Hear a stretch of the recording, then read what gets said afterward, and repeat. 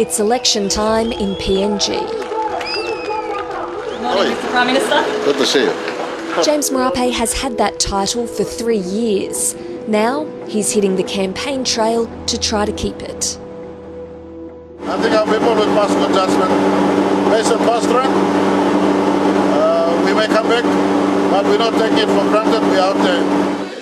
Today he's visiting PNG's highlands, touching down in the city of Goroka.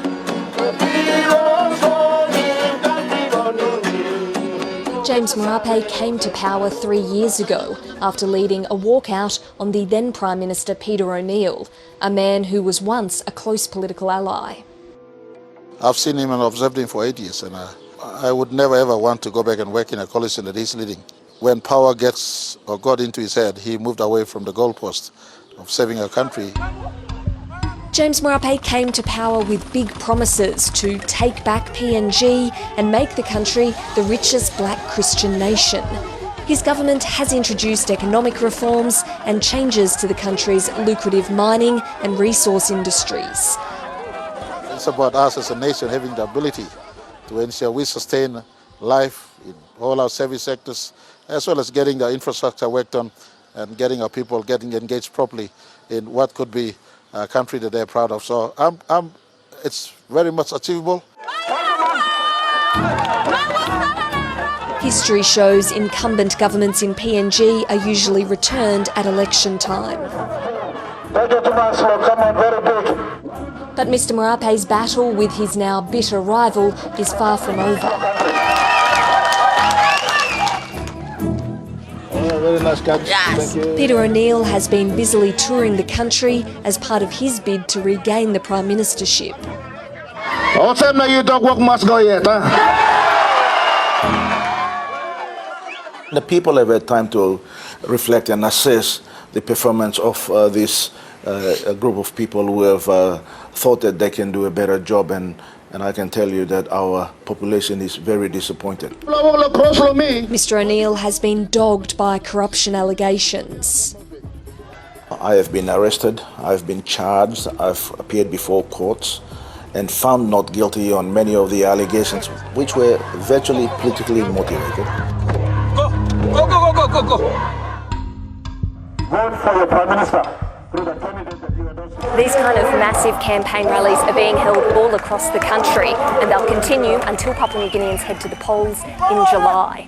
2 weeks are set aside for voting and 1 week for counting.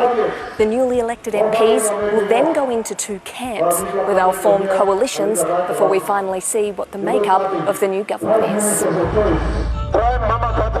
The outcome is being closely watched. Solomon Islands' security deal with China has turned a spotlight on the region.